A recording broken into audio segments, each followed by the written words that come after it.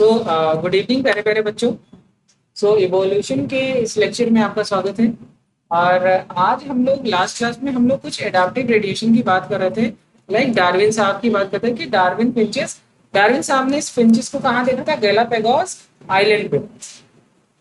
मजे की बात करते हैं। मजे की बात ये है कि यहाँ पर ये एक अच्छा एग्जाम्पल है। होमो नहीं, इसके कई सारे अच्छे वर्ड्स हैं। पहला वर्ड है that is adaptive radiation. Adaptive radiation का क्या मतलब होता है कि एक ही हैबिटेट में है।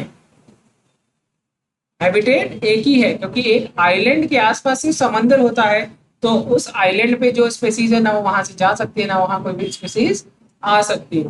तो इवोल्यूशन उसी में हो रहा है। अब माफ कीजिएगा, माफ कीजिएगा कि जब मैं आप रिकॉर्डिंग देखेंगे तो खांसी बहुत तेज सुनाई देगी। हाँ, पता है ना। कोई बात, यहाँ देखते हैं। तो यहाँ पर बात ये हुई कि अगर सारी स्पैरोज हैं, इतने तरीके की स्पैरोज हैं और इनका हैबिटेट सेम है, तो इनके बीच में क्या होगा? कंपटीशन। तो इस कंपटीशन से सबका नुकसान होगा। इस नुकसान की भरपाई करने के लिए, इस नुकसान की भरपाई करने के लिए इन्होंने क्या कहा? चलो हम सब आपस में सेटलमेंट कर लेते हैं। क्या कर लेते हैं? सेटलमेंट का मतलब ये है कि कोई इंसेक्ट खा रहा है, कोई बटरफ्लाई खा रहा है, कोई सीड खा रहा है, कोई फ्रूट खा रहा है, कोई लीफ खा रहा है, कोई स्टेम खा रहा है, कोई इन्फ्लोरेसेंस खा रहा है। जिसको कहते हैं निके स्पेशलाइजेशन। क्या कहते हैं? और निके स्पेशलाइजेशन में किसी चीज का स्पेशलाइजेशन होता है। एक तो होता है हम आप किस लिए लड़ते हैं, तो कहेंगे सर जमीन जल जोरू जायदाद। ठीक है, तो तो ये हो गया कि सबसे पहला हो गया निके स्पेशलाइजेशन में किसका हो गया? फूड का। सबने अपना अपना फूड बांट लिया। और दूसरा स्पेशलाइजेशन हो गया हैबिटेट का, मतलब कहाँ? शेल्टर का, दैट इज शेल्टर।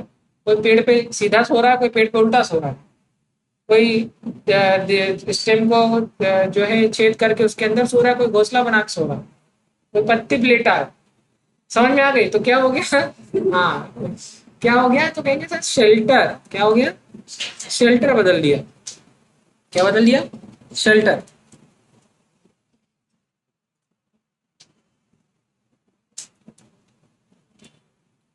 ठीक है, चलिए। तो ये एग्जांपल था एडाप्टिव रेडिएशन का। अब हेडिंग डालिए, दूसरा पॉइंट है।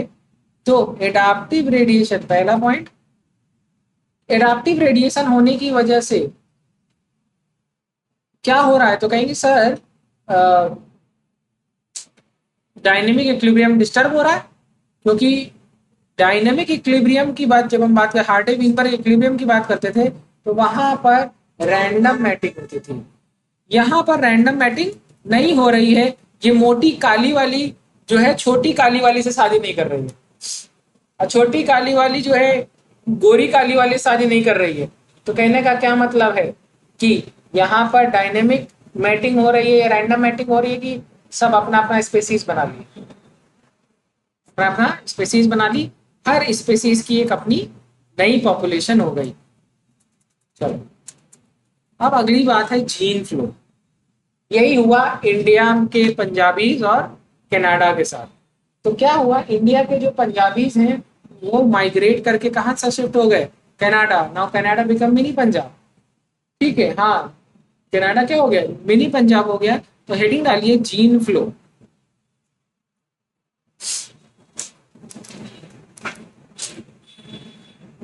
ठीक है, तो जीन फ्लो दो तरीके से करता है। एक तरीका होता है इमिग्रेशन, मतलब किसी पॉपुलेशन में जीन ऐड हो जाए। और दूसरा होता है इमिग्रेशन। इमिग्रेशन का मतलब होता है किसी पॉपुलेशन से कोई जीन एलिमिनेट हो जाए या निकल जाओ मेरे घर से। दोनों ही सिचुएशन में क्या होगा? एलेलिक फ्रीक्वेंसी डिस्टर्ब होगी।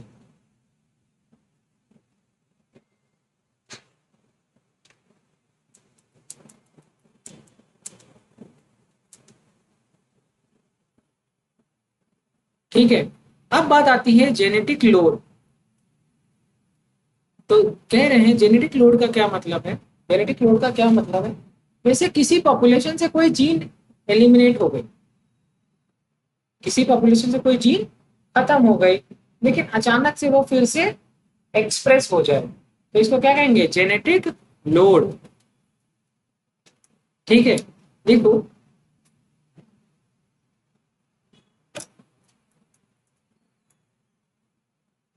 लिखो, existence of deleterious gene within population क्या कहलाएगी, genetic load. Example, example, example is very important, note करिए, मैं पढ़ा रहा हूँ आगे, तो आगे बताओ। जेनेटिक लोड का एग्जाम्पल है लाइक जीन और sickle cell anaemia. It is बहुत अच्छा एग्जाम्पल है सिकल सेल एनीमिया का। तो नॉर्मल जीन क्या होता है, तो कहेंगे सर GAG और CTC। अगर ए की जगह टी आ जाए और टी की जगह क्या आ जाएगा भैया, ए, तो ये सेल, ये क्या हो जाएगा, सिकल सेल। जबकि जबकि जबकि यहाँ पर देखिए, देखिएगा मजा आएगी, ये है CTC। ठीक है, क्या है, CTC। और अगर इसको रीड करके क्या बनाए, तो कहेंगे सर, आपने सुना होगा टेम्पलेट और कोडिंग स्ट्रैंड, आपको पढ़ाया गया होगा टेम्पलेट स्ट्रैंड। तो ये वाला स्ट्रैंड हो गया टेम्पलेट और ये हो गया कोडिंग। कोडिंग स्ट्रैंड वो स्ट्रैंड होता है जिसकी कॉपी नहीं होती। ठीक है, अब हम बात करते हैं टेम्पलेट स्ट्रैंड। तो इस टेम्पलेट को ही स्टडी करके क्या बनता है, mRNA। क्या बनता है, mRNA। तो यहाँ पर सी के आगे सामने क्या आएगा, जी, टी के आगे आएगा ए, और सी के आगे आएगा ए। लेकिन अगर अगर ये टी हो गया तो ये क्या बन जाएगा भैया, ए। तो अब CAC क्या देखने को मिला हमें, CAC, थाइमीन ने किसको रिप्लेस कर दिया, एडेनिन। ठीक है, टेम्पलेट स्टैंड से जैसे ही ए आ गया, जब इसको रीड करके अमीनो एसिड बने, वो mRNA बनेगा, वो बनेगा, सी के सामने जी आता है, और mRNA में टी की जगह क्या यूज करते हैं, यू, और क्या बन गया, GUG। GAG की जगह क्या बन गया, GUG। जरा आप लोग देखिए, आप लोगों को पढ़ाया था, क्या पढ़ाया था, फलसिक ITNK, नहीं, लेफ्टिनेंट प्राइमरी हेडक्वार्टर, और ITNKSR, और क्या पढ़ा था, वाडेजी। ठीक है, वाडेजी पढ़ाया था। यहाँ पर ये होता था UCAG, ये होता था UCAG, और ये होता था UCAG, सब जगह आता था इसी तरह UCAG आता था। अब यहाँ पर देखिएगा, ये जी से शुरू होगा, जी, यहाँ पर देखिए जी, और ये है यू, यहाँ पर क्या है, वाड़े जी है ना। तो इसी तरीके से हर जगह GC और GA और GUCA और GG, यही है। अभी देखिएगा GUG, GUU, GUA, GUC, इतने तरीके का बनेगा ना, बनेगा ना। अब यहां पर देखिए, जी के बाद ए है, जी से ग्लूटामिक एसिड होता है, वाड़े जी, जी से ग्लूटामिक एसिड। अब ये वाले जी की बात करेंगे, किसकी बात करेंगे, ये वाले जी की। तो यहाँ पे बनेगा, इसी को बना रहा हूं, यहाँ पर देखिए, यहाँ पे आएगा जी, और यहाँ पर क्या आ गया, जी, नहीं, GA पे करते हैं, ये वाला वाड़े, GA,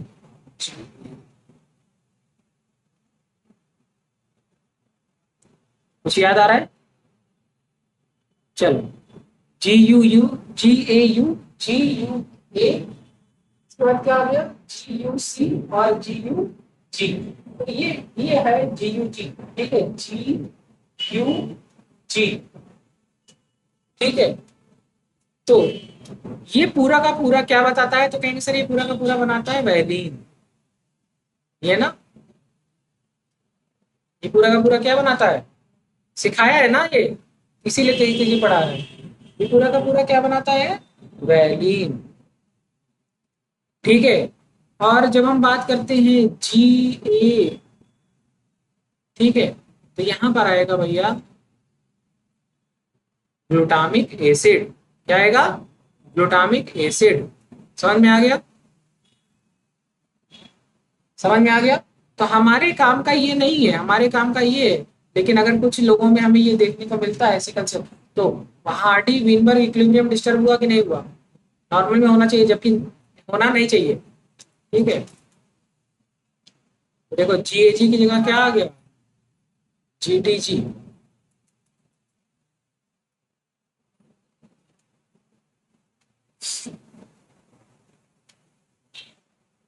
देखो कह रहे हैं ऐसे लोग जिनको सिकल सेल एनीमिया होता है, जानते रहिए, लिखने की जरूरत नहीं है, ऐसे लोग जिनको सिकल सेल एनीमिया होता है उनको मलेरिया नहीं होता, क्या नहीं होता, मलेरिया। अब बात आइए, अगला तरीका है genetic drift. Hardy Weinberg equilibrium को डिस्टर्ब करने का अगला तरीका क्या है, जेनेटिक ड्रिफ्ट, हेडिंग डालो।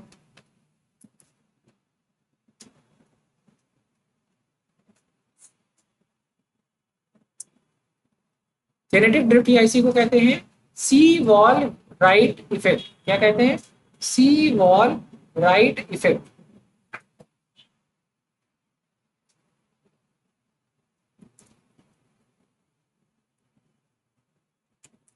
क्या कहते हैं, सी वॉल राइट इफेक्ट, ठीक है।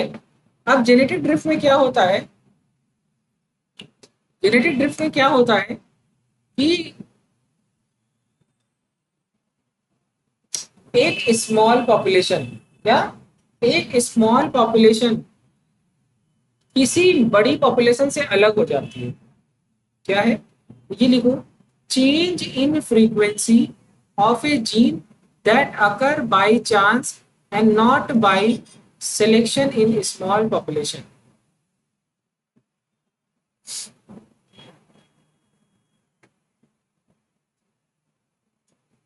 जैसे जैसे कुछ लोगों को HIV हो गया, क्या हो गया, HIV, और लोगों ने उनसे छुआछूत करना शुरू कर दिया। लोग तो कहते हैं कि ये HIV या हेपेटाइटिस वायरल डिजीज है और ये इन्फेक्शियस भी है, तो लोग कहते हैं कि यार इनसे दूर रहो, जब जिनको हो जाती है उनसे दूर रहो।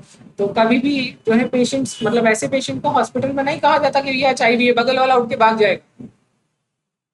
हाँ, ऐसा नहीं, ऐसा होता है, ये सत्य है कि हॉस्पिटल्स में ये टर्म यूज नहीं होता कि भैया फलाने को HIV है, तुम्हारे ऊपर केस हो जाएगा, तुम्हारी डॉक्टर डिग्री लटक जाएगी, तो आप ये नहीं कह सकते तुम HIV वाले हो, तुम हेपेटाइटिस वाले हो, तुम्हें, ये सब नहीं। अस्पताल में एक स्पेसिफिक टर्म दिया है ऐसी बीमारी के लिए, HIV पेशेंट या ऐसी बीमारियों के लिए, कहते हैं यूनिवर्सल पेशेंट। क्या कहते हैं, यूनिवर्सल पेशेंट। तो आप समझो, डॉक्टर समझे, दूसरा मरीज ना समझे, हाँ, तो वहां पे लिखा होता है सर थोड़ा प्रिकॉशनरी रहिएगा, इज यूनिवर्सल पेशेंट, ठीक है। तो एक टर्म होता है, तो आप उसको देखिए, एथिक्स के खिलाफ है, आपको, आप डॉक्टर हैं, आपको सबको ट्रीट करना है। अब यहाँ पर बात आती है जेनेटिक ड्रिफ्ट की। जेनेटिक ड्रिफ्ट का मतलब समझिए, तो जेनेटिक ड्रिफ्ट का मतलब ये होता है कि जैसे HIV पेशेंट थे और उनके साथ लोग गलत बर्ताव करने लगे। यार कोई बीमारी के लिए कोई जिम्मेदार नहीं होता, आपको टाइफाइड हो जाए और आपको दुनिया कोसने लगे, ये इसको निकालो, इसको निकालो, तो वो तो बीमारी है ना, उसको क्या पता ये बीमारी है कि नहीं बीमारी है। इसी तरीके से HIV पेशेंट है भैया, उसकी गलती क्या होती है, गलती तो हर कोई रोज करता है, कोई जो है जबरदस्ती जो है फंस जाता है, कोई नहीं फंसता।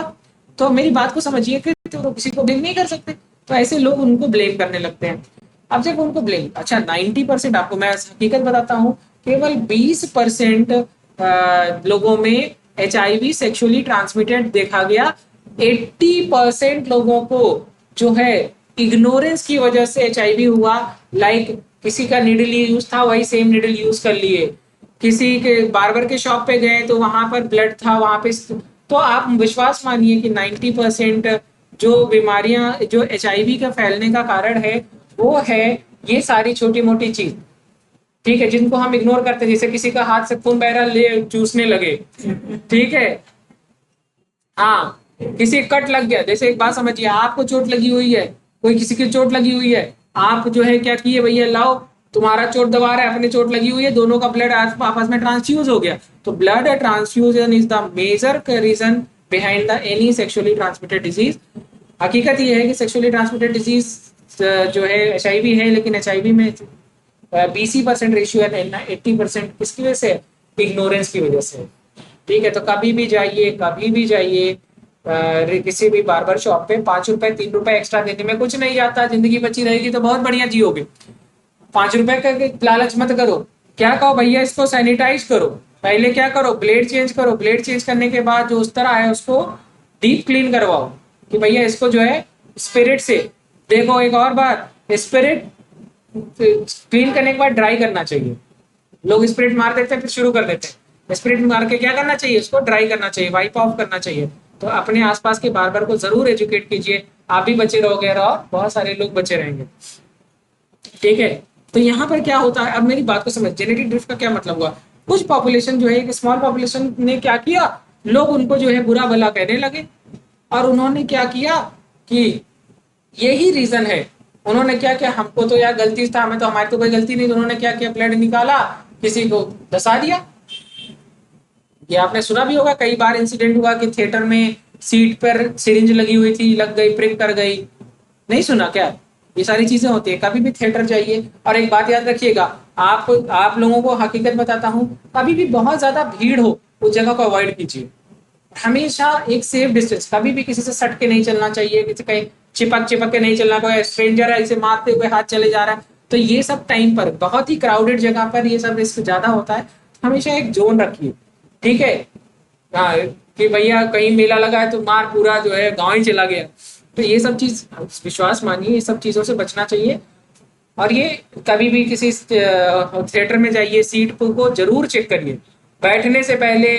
जैसे स्कूल में बैठने से पहले वो पेंसिल वाला सीन हुआ करता था, इसी तरीके से बैठने से पहले जरूर एक बार सीट को टॉर्च जला करके देखिए, उसके बाद बैठिए।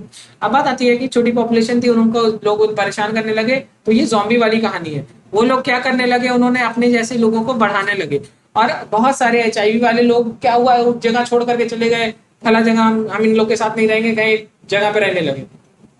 अब वहां पे HIV वाले लोगों के धीरे धीरे वहां पे उसी उन्हीं के टाइप के लोग बसने लगे, बसने लगे, बसने लगे। तो वहां पर क्या हो गई, एक पूरी कॉलोनी हो गई जिनके अंदर ये जीन है। उनके इनकी वो आपस में मेटिंग करेंगे, आपस में शादी वादी करेंगे, तो वो HIV, उनके बच्चे होंगे, वो उनके पास ही पैदाइशी HIV होगा। तो ये पूरी की पूरी पॉपुलेशन कैसी हो जाएगी, एक नई पॉपुलेशन हो जाएगी। कैसी हो जाएगी, एक नई पॉपुलेशन, एक नया सेट ऑफ जीन शुरू हो गया। समझ में आ गया? तो ये कहते हैं, इसे कहते हैं जेनेटिक ड्रिफ्ट। जेनेटिक ड्रिफ्ट क्या है, लिखा लिखा भी है, एक बात समझिए कि कुछ बहुत ही कम फ्रीक्वेंसी पे कुछ एलील को उस जगह से निकाल करके कहीं अलग कर दो, तो genetic drift tend to reduce the amount of genetic variation. तो जेनेटिक ड्रिफ्ट अगर होगा, जेनेटिक ड्रिफ्ट अगर होगा, तो जेनेटिक वेरिएशन क्या होगा, घटेगा।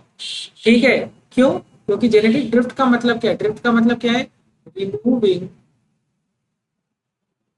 The alleles with low frequency.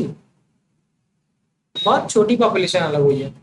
ठीक है, जैसे पंजाब से पंजाबी, बहुत सारे पंजाबी चले गए कनाडा, तो भैया पंजाब का क्या जीन चेंज हो गया? हाँ हुआ है कुछ हद तक। ठीक है, जेनेटिक वेरिएशन थोड़ी कम हो गई। आगे बढ़ जाए।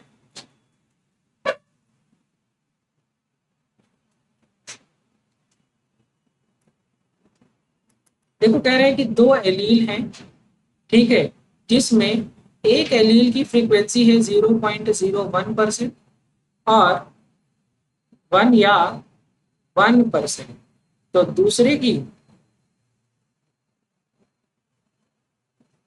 पी की कितनी होगी? तो कहेंगे सर पी कितना होगा, तो कहेंगे सर अगर P और Q की वैल्यू क्या आ जाए 1, तो लिखा हुआ एक पॉइंट लिखा हुआ है, suppose the gene of two allele frequency particular allele is 1%, ठीक है, Q इज 0.01, तो probability of losing the allele by chance from response population is more. नहीं समझ में आया? नहीं समझ में आया ना? नहीं समझ में आया? अब समझा दूं। जैसे जैन्स, इंडिया में जैन सुना है शायद 80-80 हजार लोग पॉपुलेशन ही बची है। कितनी बची है? जैन लोगों की पॉपुलेशन इंडिया में शायद लमसम 80,000 के आसपास है। सबसे ज्यादा इस पॉपुलेशन की फ्रीक्वेंसी, इस जीन की फ्रीक्वेंसी होने के चांसेस ज्यादा है कि नहीं? जैन्स दूसरी कम्युनिटी में शादी नहीं कर रहे हैं और जैन्स अपनी कम्युनिटी में भी शादी नहीं करना है, भैया प्यार व्यार हो जा रहा, मतलब ऐसा मुझे नहीं पता क्या हो रहा है, बट शायद ऐसा है, जिसमें प्रॉब्लम भी हो रही है, इनकी पॉपुलेशन बहुत स्लो बढ़ रही है, तो इनके खत्म होने के चांसेस बहुत ज्यादा है इंडिया में। ठीक है, तो एक ये बहुत छोटी सी पॉपुलेशन, बहुत छोटा जीन जेनेटिक वेरिएशन लेके बैठी है, और क्या हो जाएगी एक टाइम, एलिमिनेट हो सकती है।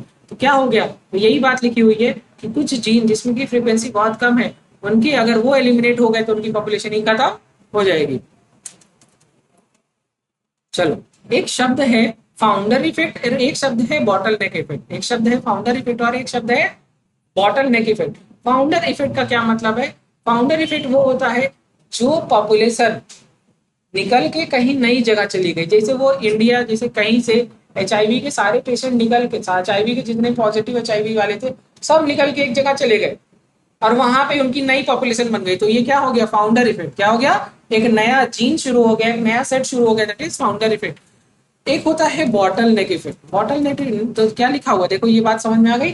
फाउंडर इफेक्ट क्या समझ में आ गया? तो लिख लो, खाली हेडिंग डालो फाउंडर इफेक्ट, लिखो if a small group of individual from a population start new colony in an isolated region, तो इसको क्या कहेंगे? Founder effect. ऐसे इंडिविजुअल को क्या कहेंगे? फाउंडर्स कहेंगे, और ये of new population, they are the founder of the new population. तो ऐसे ही बना लो, एक काले रंग का बीटर, ऐसे ऐसे काले रंग, ऐसे लाल रंग का कुछ बना लो, ऐसे लाल रंग का बना लो, और ऐसे ऐसे काले रंग का बना लो। किसी को लेट तो नहीं हो रहा? अभी तो टाइम है आई थिंक। ये सब यहाँ से निकल गए, क्या गए? यहाँ हो गया न्यू फाउंडेड पॉपुलेशन, ठीक है, दिस इज फाउंडर इफेक्ट। बात समझ में आ गई? अब बात आती है बॉटल नेक इफेक्ट।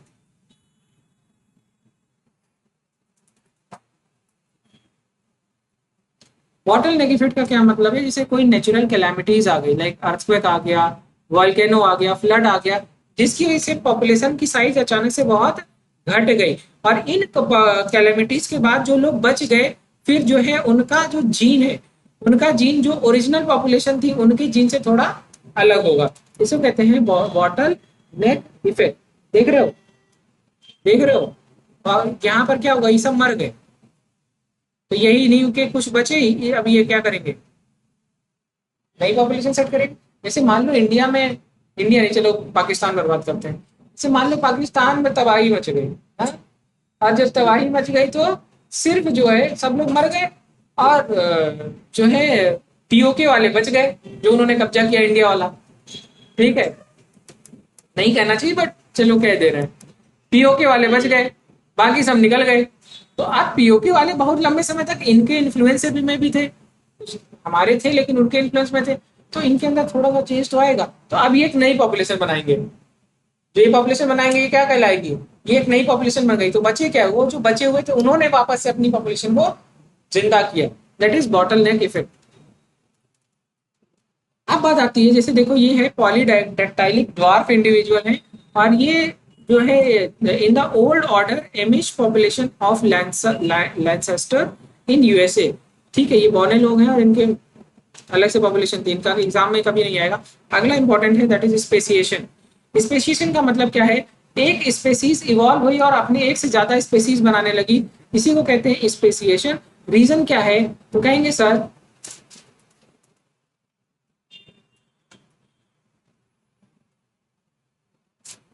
तो खाली एक बात लिखो, one species, if one species diverges to become two और मोर स्पेसीज कॉल्ड स्पेसिएशन या डाइवर्जेंट इवोल्यूशन।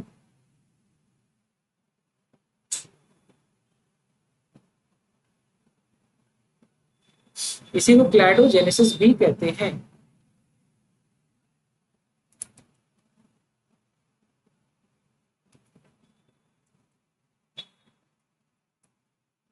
चलें आगे बढ़े। ये एग्जाम में आता नहीं है कभी, बट आप जानते रहिए।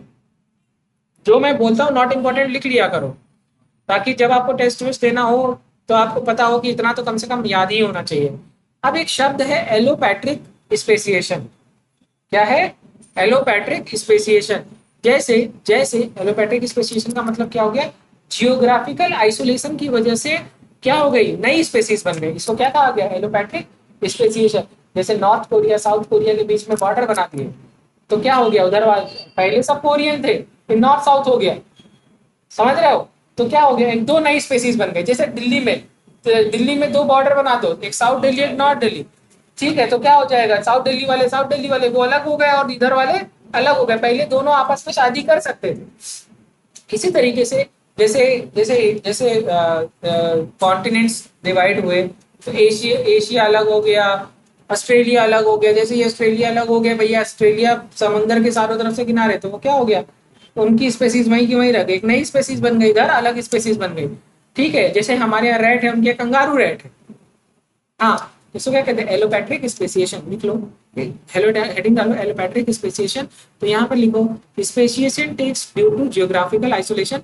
ऐसे बना लेना, 1 2 3 4 5 ऐसे बना लेना, और इधर भी बना लेना, और बीच में क्या बना देना? बॉर्डर।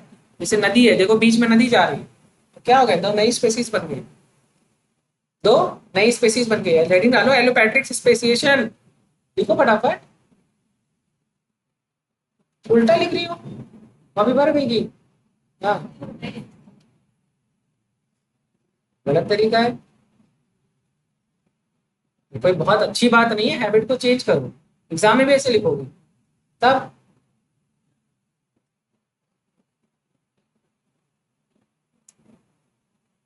हेडिंग डालो एलोपैट्रिक स्पेसिएशन।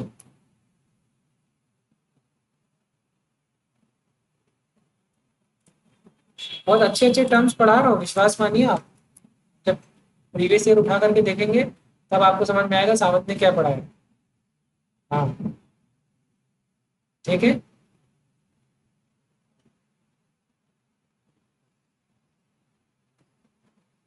डन हो गया। लिख लो बेटा।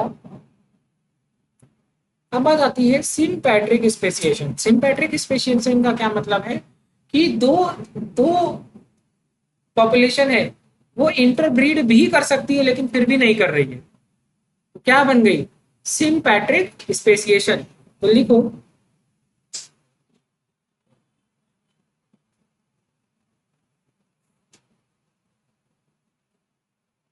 ऐसे, लिखो if two population live in same habitat capable of interbreeding but do not interbreed. So, due to some isolation mechanism,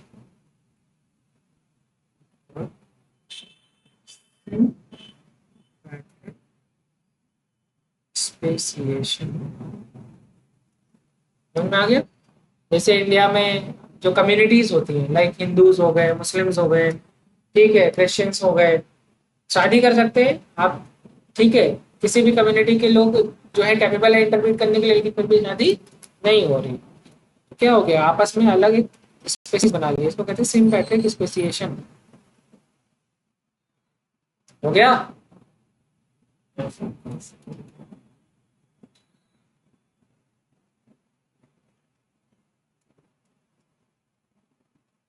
तो दो तरीके का इवोल्यूशन होता है, एक होता है माइक्रो इवोल्यूशन और एक होता है मैक्रो इवोल्यूशन। अगर जो इवोल्यूशन है वो हायर लेवल, हायर टेक्सास या हायर लेवल पे जा रहा है तो माइक्रो होगा, और अगर बहुत ही छोटी पॉपुलेशन लेवल पर ही हो रहा है, किसी स्पेसीज की पॉपुलेशन में ही अगर इवोल्यूशन हो रहा है तो माइक्रो इवोल्यूशन। चलिए,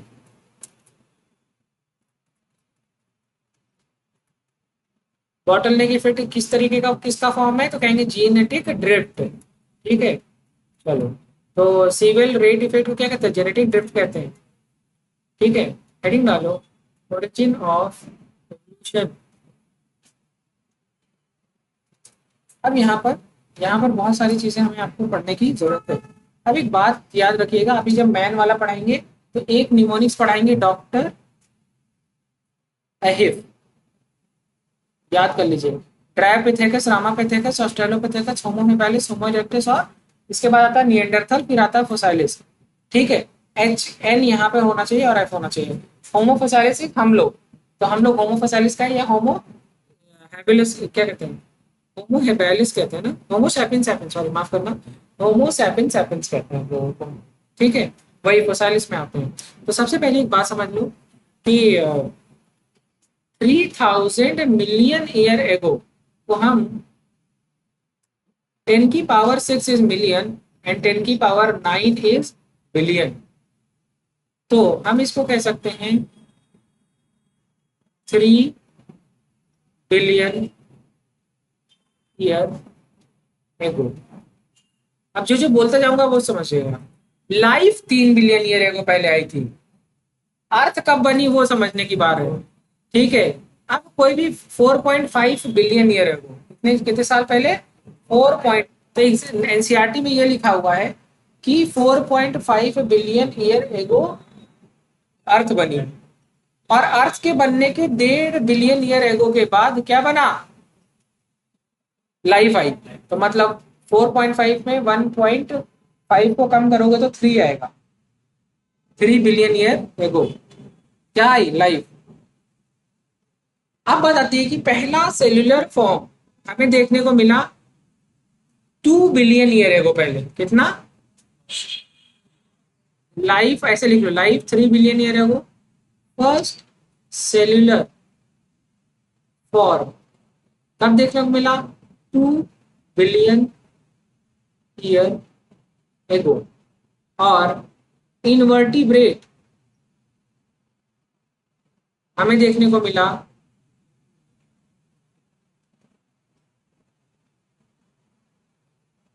500 मिलियन ईयर एगो। जस्ट अभी से 500 मिलियन ईयर एगो, अभी से 500 मिलियन ईयर पहले कौन आया, इन्वर्टिब्रेट। उससे 2 बिलियन पहले कौन आया, तो कहेंगे पहली सेल्यूलर फॉर्म, उस 3 बिलियन ईयर पहले लाइफ आई थी। बात समझ में आ गई।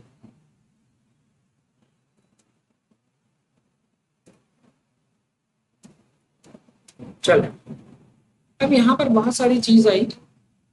सबसे पहले जॉलेस फिश आई। कैसे फिश आई, जॉलेस फिश, और ये आई ओडोविशियन पीरियड में। कौन से पीरियड में, ओडोविशियन पीरियड में।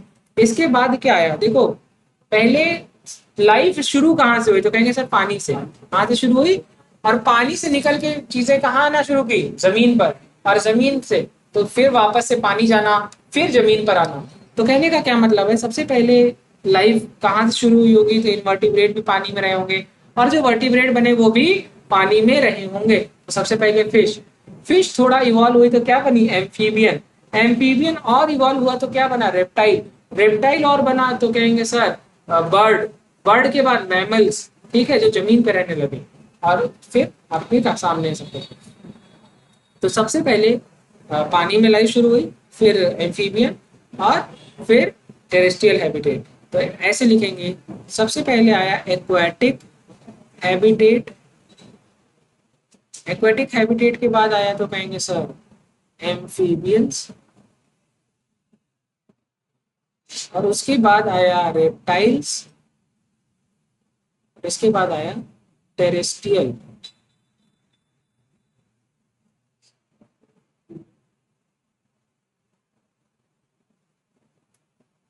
ठीक है, सिर्फ ऑर्डर याद रखिएगा।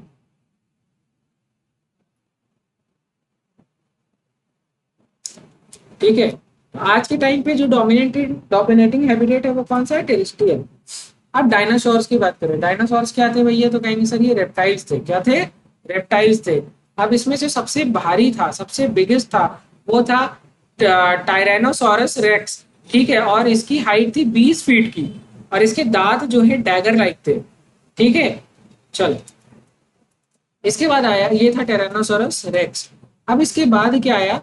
तो कह रहे कुछ जो लैंड रेप्टाइल थे, उनको लैंड समझ में नहीं है, पानी से लैंड में आए थे, लैंड समझ में आए तो वापस से पानी में चले गए, और इनको इनका एक एग्जाम्पल था ये, और वो आगे चल के फिश में इवॉल्व हो गए।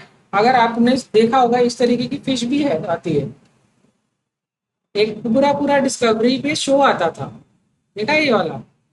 मैंने देखा है, मुझे नाम नहीं याद आ रहा है, ऐसी ऐसी फिश का डिस्कवरी में पूरा पूरा एपिसोड आता है। तो इक्थियोसॉरस, क्या है क्या है? इक्थियोसॉरस। इसके बाद जो डायनासोर, डायनासोर के लिए सबसे अच्छा टाइम कौन सा था? Jurassic, Jurassic era. ठीक है, और डायनासोर्स के लिए सबसे बेकार पीरियड कौन था? तो कहेंगे क्रिटेशियस। कौन सा? सी से क्रिटेशियस, सी से क्रिटिकल, याद करने का तरीका। डायनासोर कब खत्म हो गए? Cretaceous period. सब ट्राइनासोरस रेक्स भी तो रेप्टाइल ही है, डायनासोर की ही घर का तो है।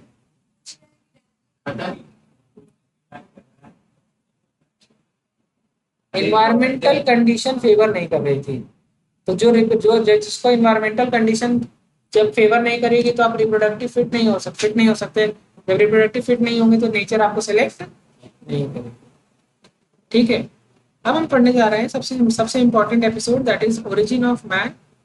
ठीक है, और you know with man have the language skill, the intelligence and the self consciousness, right? तो कुछ तो मैन बन गए, कुछ अभी भी बंदर है। हाँ, पीछे घूम घूम के बतिया रहे हैं। ठीक है, हाँ ये उल्टा चल रहे हैं, सब आगे बढ़ रहे हैं, ये पीछे जा रहे हैं। ठीक है, चलो अब बहुत अच्छी अच्छी बात है। देखो एक बार बताओ, भगवान राम इंसान जैसे थे कि नहीं? थे। इसका मतलब जो रामापेथेकस थे वो मैन लाइक थे, कैसे थे? और जो ड्रायोपेथिकस थे वो एप लाइक थे, कैसे थे? App app app monkey, app APE। ठीक है, तो जो ड्राई, बेटा मैं नहीं बोल सकता। ठीक है, तो जो ड्राई रामापेथेकस है वो क्या है? भगवान राम जी की तरह, तो मैन लाइक। और जो ड्रायोपेथेकस है वो एप लाइक। तो आज के टाइम पे जो आपको मंकी देखने को मिल रहा है वो कौन से बिलोंग कर रहा है? ड्रायोपेथेकस। और हम लोग किससे? भगवान राम, तो रामापेथेकस। चलो, तो हेडिंग डालो, origin and evolution of man. 15 माया, माया का मतलब मिलियन ईयर एगो। नोट करो, टाइम हो गया क्या? जाना है? बोर हो रहा है? तो origin and evolution of man लिखिए, यहाँ लिखिए 15 माया। तो लिखिए, सबसे पहले लिखिए, सबसे पहले आए ड्रायोपिथेकस, और ये कैसे थे? Ape like. उसके बाद आए रामापिथेकस, ये कैसे थे? तो कहेंगे मैन लाइक। हो गया?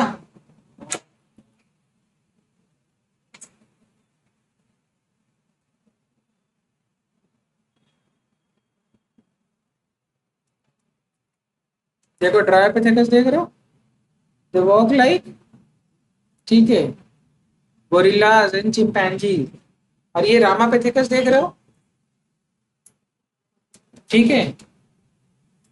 क्या मैंने ये पढ़ा दिया? रामापिथेकस कैसे थे? तो कहेंगे सर मैन लाइक, और ड्रायोपिथेकस कैसे थे? Ape like. चलो, बहुत अच्छे अच्छे क्वेश्चन थे, बहुत अच्छे अच्छे। ऐसा लगता था पहले के लोग बहुत लंबे तगड़े होंगे, नहीं ऐसा नहीं, देखो छोटे थे। तो एक बात लिखी हुई है,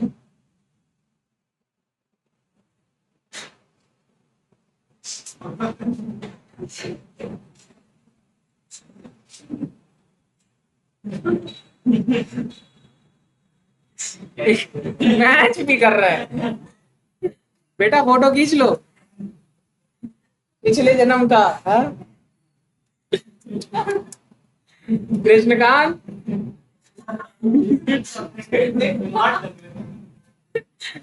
और एकदम ऐसे हैं भी, मतलब अभी भी देखो, अभी देखो मैच कर रहा है।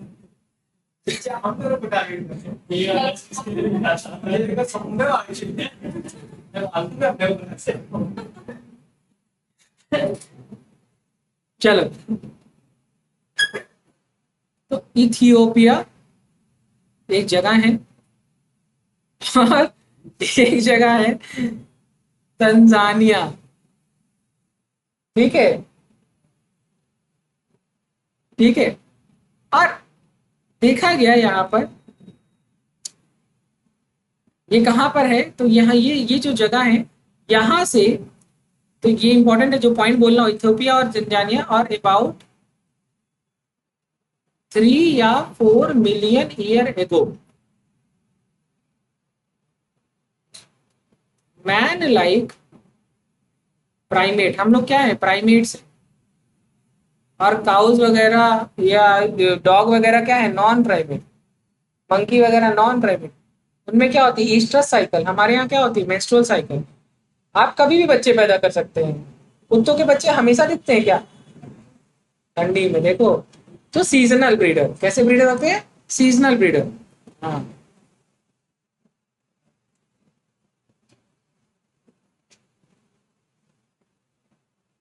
and they all day mister मैफल।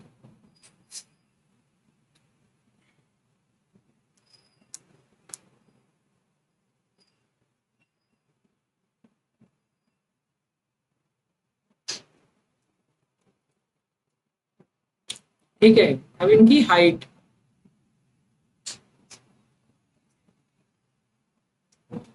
4 फीट,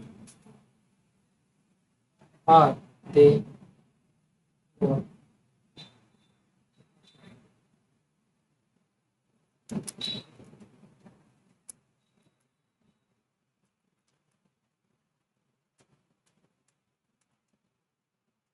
अगला है, देखो यार, तुमको समझ शुरू हो चुका है, doctor एहिफ। एहिफ is Australopithecus,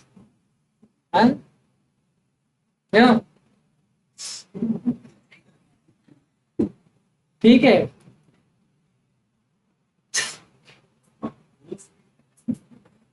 lived in East Africa grassland. ठीक है, अब ये कब देखे गए, 2 मिलियन ईयर एगो। ठीक है, चलो।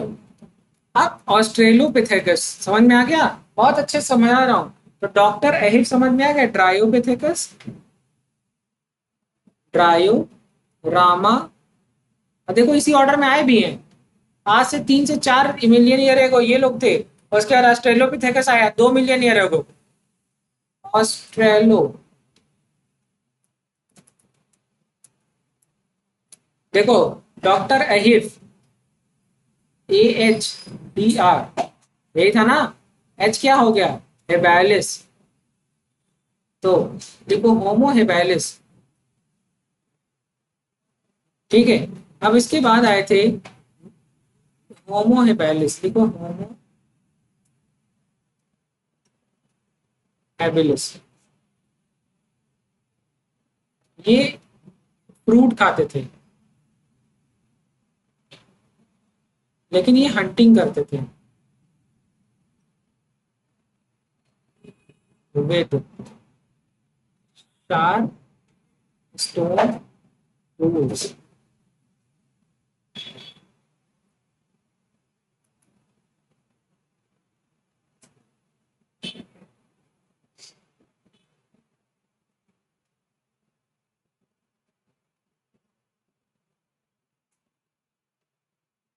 ठीक है,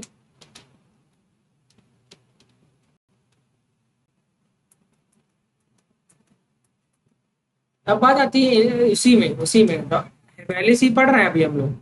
अब इसकी cranial capacity, cranial capacity, cranial capacity को ही सीसी लिखते हैं, क्या लिखते हैं, सीसी। तो हम क्यूबिक सेंटीमीटर, क्या क्यूबिक सेंटीमीटर। तो सर जो है इनका कितना, इसके इनके सर की कैपेसिटी कितनी थी, तो देखेंगे लिखेंगे इनकी क्रेनियल कैपेसिटी थी 650 से 800 सीसी। और आजकल हमारे आपकी क्रेनियल कैपेसिटी कितनी होती है, 1300 सीसी। कुछ की तो अभी भी 650 ही है। हाँ हाँ, बहुत लोग की बढ़ गई लेकिन कुछ लोग रह गए। हमारी तरफ देख रहे हो, हमारी है बेटा।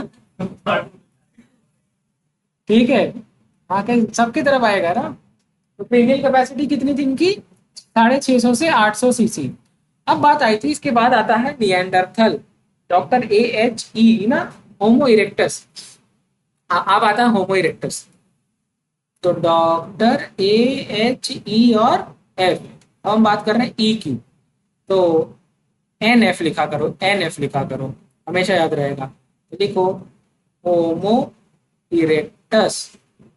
तो इनके फॉसिल्स कहाँ से डिस्कवर किए थे, इन जावा, जावा एक जगह है। कब, इन 1891। जो डेटा लिख रहा हूँ एनसीईआरटी का डेटा और ये एग्जाम में आता है।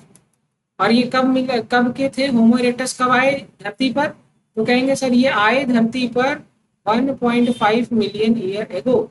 3 to 4 फिर 2 फिर 1.5। आगे बढ़े। अब बात आती है इनकी क्रेनियल कैपेसिटी की।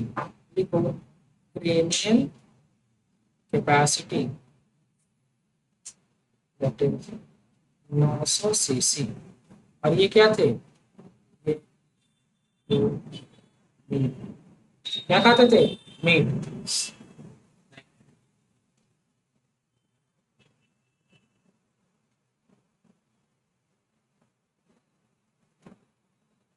ठीक है,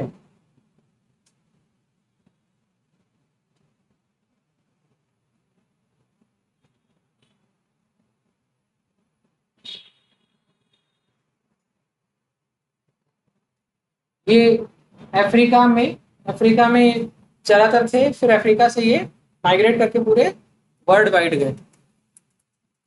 अब अगला था निएंडरथल, देखो अगला है निएंडरथल, होमो निएंडरथल। नीलाक्षी, हाँ बोली को निएंडरथल, हेडिंग डालो होमो निएंडरथल, या निएंडरथल ही लिख लो, ऐसे लिखो निएंडरथल। और इनका जो क्रेनियल कैपेसिटी है दैट इज 1400 सीसी। और ये कहाँ पाए गए, they live in east and central Asia between, बस बस कुछ ही समय पहले, 1 लाख से 40,000 साल पुरानी बात है। 1,40,000 ईयर एगो। ठीक है, अब ये जब इनके कोई घर में मर जाता तो उसको दफना देते थे, तो और उनको जला भी देते थे। ये पूरा का पूरा पॉइंट ही लिखना है, इसमें कुछ काटना ही नहीं। यही तो इनका सबसे इंपॉर्टेंट है।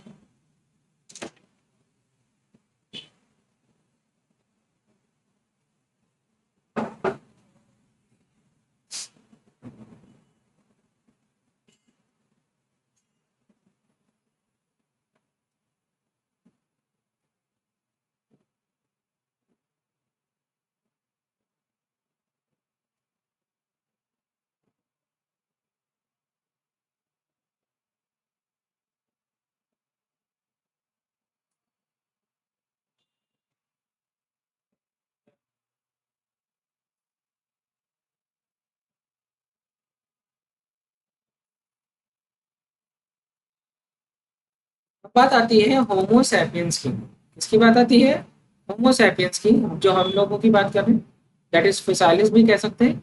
और ये कहाँ पे आए, तो यहाँ लिखिए during ice age. Ice age movie देखी है, between 75 to 75,000 to 10,000 year ago. ठीक है, they arose in Africa and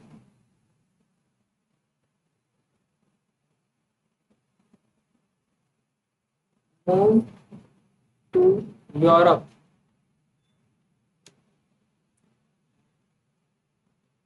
Other continents. ठीक है, समझ में आ गई?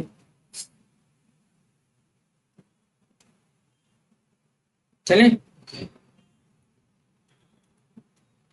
अब बात आई क्रो मैग्नॉन की। ये लोग के वार्ड किया करते थे। लिखो क्रो मैग्नॉन मैन कितने, तो known for crow Magnon man, point लिखो केव पेंटिंग, और कब आए थे? 18,000 ईयर एगो। ठीक है, और यही लोग खेती वेती भी किया करते थे। तो ऐसे लिखो क्रो मैग्नॉन मैन, चाहो तो पूरा पूरा लिख लो, चाहो तो केवल पॉइंट लिख लो।